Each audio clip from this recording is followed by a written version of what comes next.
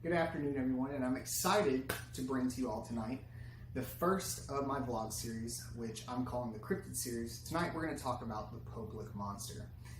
This is a cryptid that has haunted the Louisville, Kentucky area since the pre-1980s, and for many of you who don't know, it's a pretty terrifying story for the most part.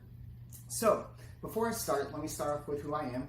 My name is Branden Smith. I'm an author and writer of thriller and fantasy, and I am the author of Out of the Dark Woods. Out of the Dark Woods is a psychological thriller about a child living in rural southern Indiana that is experiencing unusual hauntings by creatures of the woods. Are they real, or are they a fabrication of the mind? So, if you are a big fan, of thriller and fantasy, this is a good one to start. But this book is based off a true story, but some of the occurring events in the story has been changed. A little bit over exaggerated, but it's good stuff. Alright, so to start off with our first ever legend of the night, we'll call this one Murder Spree.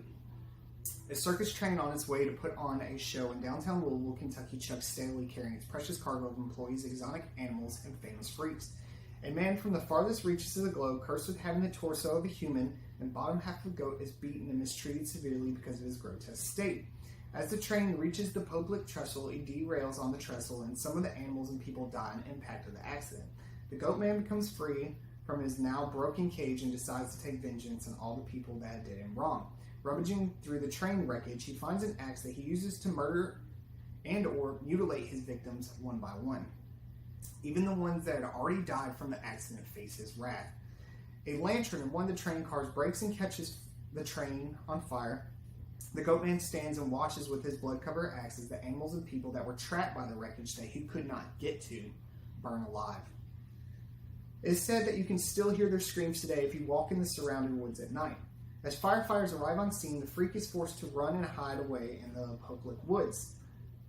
Cursed for his heinous actions, he is unable to leave the public train trestle area, and there he haunts to this day, killing anyone that comes near the area with his bloody axe. So, that urban legend I'm not too familiar with, but this next one I am. Now, for our second urban legend, the one that most Kentuckians have heard about if you live in the Louisville, Kentucky area, we're going to call this one the Satanic Sacrifice. A farmer who lived near the public train trestle and an avid worshiper of Satan would sacrifice goats under the cover of darkness. He would perform his rituals under the bridge as offerings to Satan for dark satanic powers. One night, during one of his rituals, he was slicing a goat open by the neck, alive, and then would drain its blood out and then cut it the rest of the way open and spill its guts out into the ritual site he had prepared. Some even say that Lucifer himself appeared to him that night. No matter which side of the story you believe, the man was granted what he wanted, and that was satanic power. After obtaining his new powers, he summoned a demon similar to Behemoth, a deity that the Knights of the Templar were accused of worshipping back in the day. It is said that the demon he summoned killed him and now resides at the public train trestle, haunting it for eternity. Thrill seekers, paranormal investigators, cultists, Satanists, and other thrill seekers visit the paranormal sacred site to this day.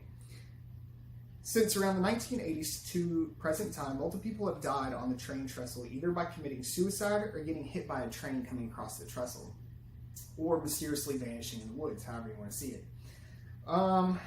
People who venture out there without the intention of committing suicide are believed to have jumped from the bridge because of the sight of the thing, or it possesses them and makes them jump.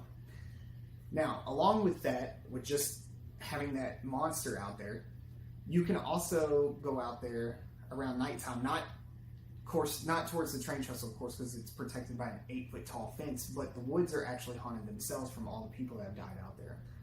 Such as, from the first urban legend, if that one actually did happen, I'm not sure. But, all the employees of the circus, and to the second one, which is more the one that I know, all the people that have died from either one committing suicide from it, the train trestle that is, or getting hit by a train or jumping from it. So, I hope you guys enjoyed this story for the night. More will be on its way. The next one I plan on doing is a vlog about Wendigo, which is a cryptid from the Native American culture, which is one of my favorites. But stay tuned, and good night, everyone.